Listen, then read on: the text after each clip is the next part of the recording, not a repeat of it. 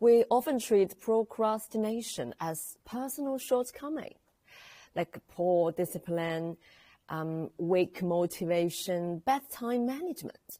Because we interpret it this way, we respond with pressure, more force, more self-criticism, more tightening of the mind.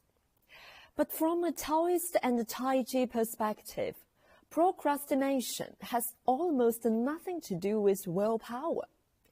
It is not a flaw in character. It is a disturbance in the body-mind ecology, a moment when breath, structure, attention, and intention no longer inhabit the same place. In Taoist terms, this is qi losing its root. In Tai Chi language, the center no longer governs the frame. And in somatic science, it is nervous system dysregulation. The message is, when the internal system fragments, action becomes inaccessible.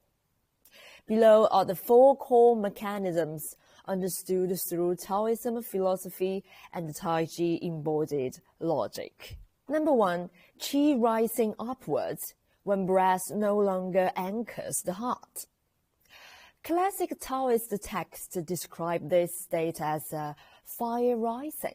As lodged high in the chest, the heart agitated, the mind scattered and restless. Modern language calls it sympathetic overload. Your system is running too hard to begin anything. You try to concentrate, but breath climbs upward, the chest stiffens, and the thought spirals forward without grounding.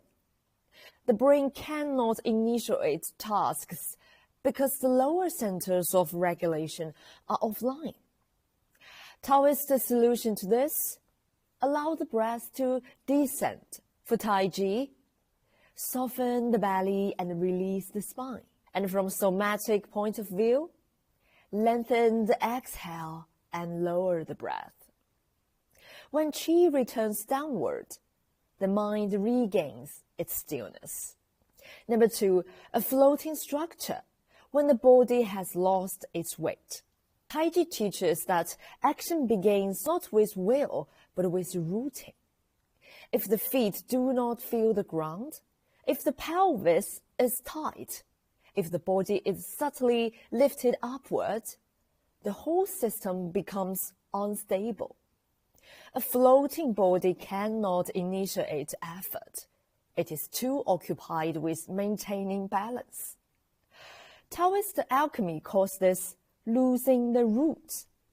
Without the root, intention cannot take shape. And the simplest correction is often the most subtle. Let the tailbone return into neutral, not tuckled, not tilted, not forced, but gently settling downward so the whole spine can find its natural direction again. A quiet adjustment in alignment. The weight dropping down the back, the pelvis ungripped, and the feet sensing the earth. This is enough to reorganize the nervous system instantly. Root first, action later. This is Tai Chi's logic of the center. Movement becomes possible only when the body has already returned to itself. A floating body cannot initiate anything. It is too busy compensating. And number 3, attending outwards when awareness leaves the body. Taoist literature calls this Shen wandering. Awareness leaving the body to chase thought, prediction, or fear. You plan, you analyze, you rehearse, evaluate, but it cannot begin. Because intention without embodiment is just abstraction.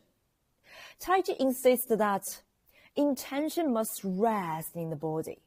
If intention lives only in the head, action has no place from which to grow. The remedy is not to think harder, but to return to sensing. Feel the breath, Feel the soles of the feet. Feel the quiet weight of the body. When the awareness returns inward, the fragmented system gathers itself again. Clarity is not created, it returns.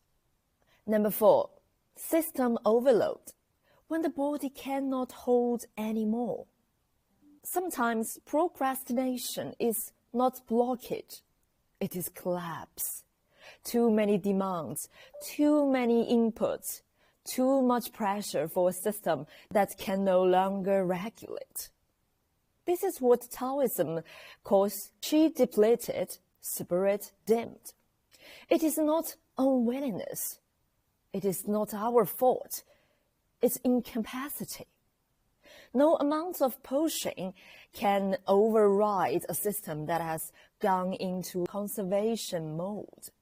The only effective response is gentle, soft movement, slowed breath, grounding sensations that restore coherence.